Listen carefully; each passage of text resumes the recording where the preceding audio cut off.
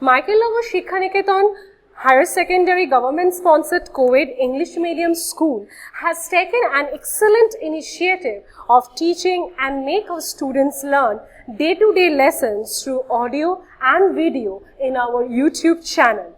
Teachers of all the subjects are working hard to enhance these online classes in the midst of this pandemic situation. It is a request to all the teachers, students and guardians to click the bell icon and subscribe our channel. Hello students, how are you? Hope you all are fine. So without wasting any time, let's begin your new chapter of grammar skill. Today I am going to take class 6 and my today's topic is voice. I know that it is a new topic for you, but it is a very important and interesting topic. Okay, now look at the board. Here we can see, here is a picture of a boat. See, you can see here is a picture of boat, and now let's see, there are two different sentences. In the column of A, here we can see that here is a sentence, the man rows the boat. We can see the man rows the boat, and in number B, here is another sentence, the boat is rowed by the man. So, the meaning of these both sentences are same, but there is a difference. What is the difference? See, let's move on to the A.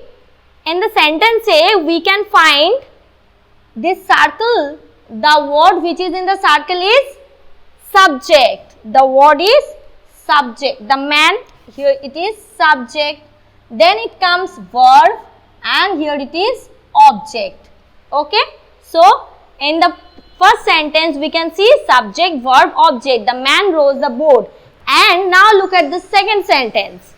The boat is rowed by the man. Here we can see the object comes first, then the verb and then the subject. So, we can easily find the difference between these two sentences. In the first sentence, subject, verb, object, and then the object, verb and subject.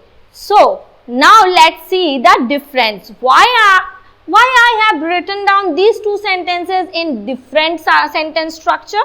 Let's see.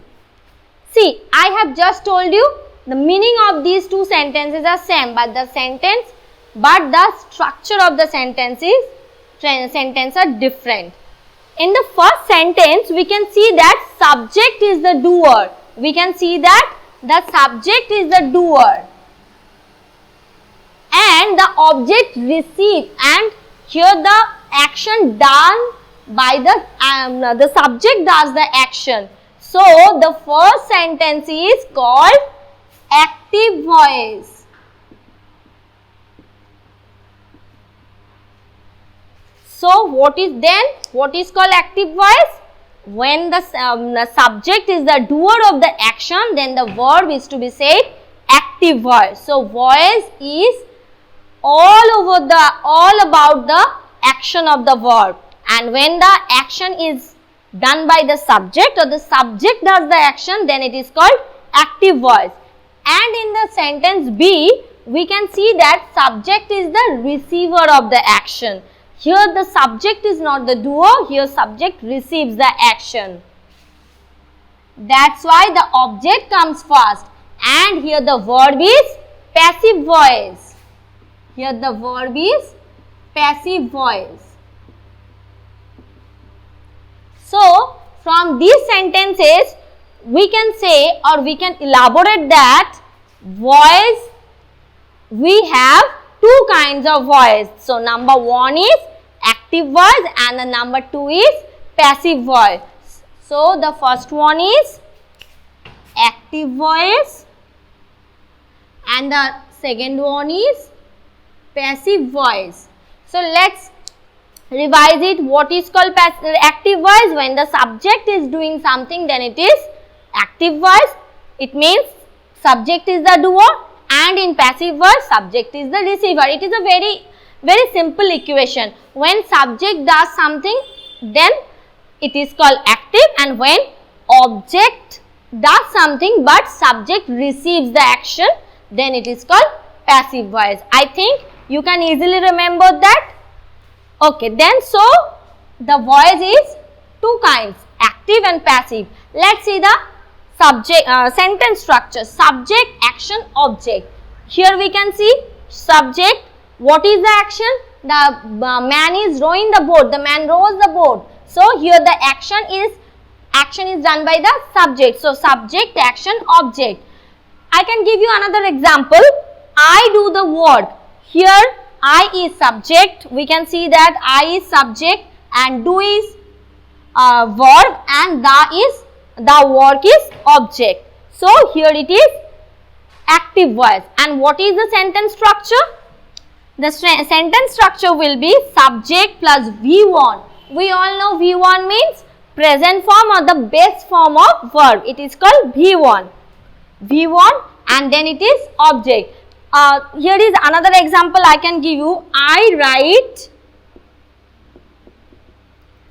write a letter. So can you tell me which kind of voice it is?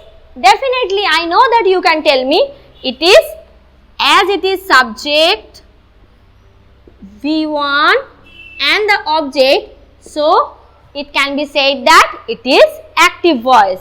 Next, passive voice. Actually today I am just giving you the example, introduction of voice change and how do we find out active and passive in this session. Okay, so just try to memorize or try to identify what is active voice and what is passive voice. Okay, so after active voice, now back to passive voice. Passive voice means when object does something and subject becomes the receiver of the action, then it becomes passive voice. And we can see that in the sentence structure of passive voice, object comes first and then action, then subject. So here we can see object comes first and object gives some action to the subject and subject receives the action. If I draw the arrow like that, then it becomes more easy. Object does something and subject receives the action, then it is called passive voice. Like this sentence, the work is done by me. Just passive voice of the previous sentence, I do the work. The work is done by me. So here we can see object, the work is object. Here we can see work is object and then it comes helping verb. For any kind of passive voice, we need to use helping verb. Now, we need to know what kind of helping verbs we have. Like number one, be verb. Be verb means am, is, are, and we all know that am stands for I and is stands for third person singular number, are stands for any kind of plural number and second person singular number also. And there are have verb also can be helping verb. Auxiliary verbs are called helping verbs also. I have verb we know, has and have, and other auxiliary verbs. So we need to use a helping verb. And see here I have used is as helping verb and is be verb. So helping verb. After that V3 means past participle form of verb. So after helping verb we need to write down V3 form. It means past participle form and then the preposition by. Then we need to use preposition by before subject because subject is receiver of the action. So we need to link the subject with this action. So as a linker we have to write down by. Not only by, there are some exceptions. There we need to use to also. Like I am giving you the example of a sentence where we can use to. Like I know you. When the sentence turns into passive voice, then it becomes you are known to me. See, you can see that here I don't use by. This is the exception where we need to use to. Okay, so and after by, here is the subject. So the sentence structure of passive voice is object plus helping verb plus V3 from, then by, and then subject. So just quickly remember it. Voices are two kinds. Number one, active voice, when subject does the action, then it is called active voice. Number two, passive voice, when subject receives the action, subject is the receiver of the action. And then come to the sentence structure. In active voice, sentence structure would be like subject, V1 form, and then object. And in passive voice, object, helping verb, V3 form of verb, then by, and in some kind of exception to, and then subject. So these are the just introduction of voice. Now let's move on to the examples. How can we find out sentences if it is in active voice or passive voice? See, in number 1 I have written down the boat is being cleaned by them. So we can see that at first the main thing which is clicked on our brain as a bulb, that here is by. So when the by is here, it means it is passive voice. It is just a secret clue, but we need to find out it as the boat is being cleaned. I have told you helping verb is needed. So here is helping verb before the action and by is needed before the subject. We can see that by is already situated before the subject, so it is passive voice.